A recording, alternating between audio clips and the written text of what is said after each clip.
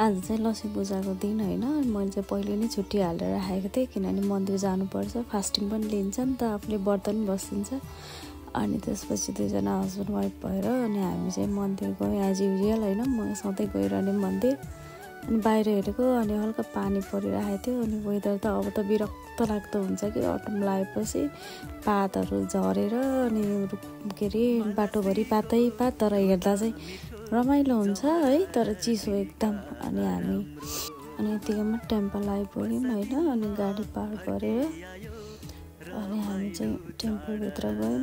अनि टेम्पलमा चाहिँ मान्छेको भिड थियो।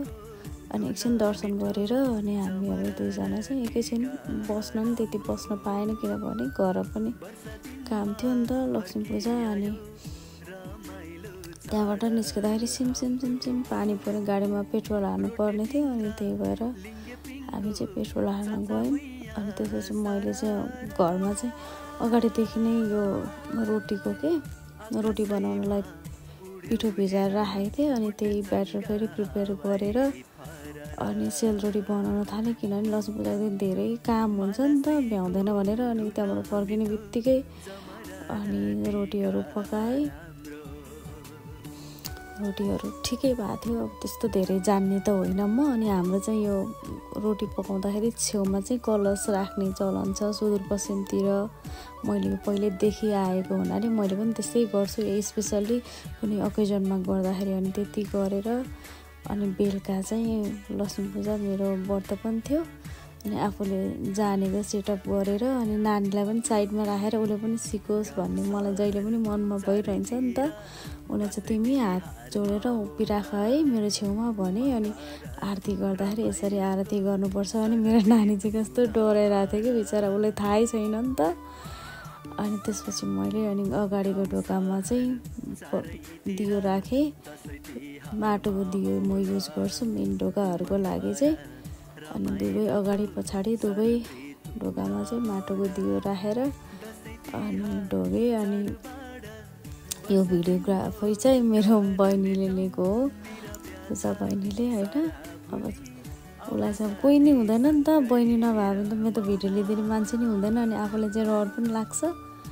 तर धन्न बहिनी घरमा थियो। अनि सबै कलशहरू सबैतिर अनि पूजाहरू गरेँ, ढोका पुजेँ। जानी नजानी अलिअलि रङ्गोलीको डिजाइनहरू हुन्छ नि त, फुर्सद पनि थिएन कि दिनभरि के गर्दा। अनि आफूलाई जस्तो आयो आफूले जानेको अलिअलि गरेँ है। आफूलाई अब जस्तो आयो लाइटहरू चाहिँ सबै मैले टिकटक सबबाट मगाएको थिएँ किनभने यहाँ त काठको घर हुन्छ, आगो लाग्ने डर हुन्छ नि त। यो डेकोरेसन चाहिँ मैले पहिल्यै गरेको थिएँ एक दिनभरि लगाएर। अनि त्यस मेरो हस्बेन्डको पाली अनि म चाहिँ पूजा गर्न आउँदैन होला भनेर जिस्काउँदै थिएँ कि नर्मली अब मै नै गरिरहेको हुन्छ नि त घरमा पूजाहरू यताउता सबै चिजहरू। अनि हाम्रो चाहिँ ठिक्क सिफ्ट पनि अपोजिट सिफ्ट पर्छ कि पूजाआजा हुँदा हामी खासै त्यसरी भेट पनि हुँदैन। अनि मैले काम गर्ने दिनमा उहाँको काम, उहाँको के अरे छुट्टी, उहाँको छुट्टीमा मेरो काम पर्छ कि।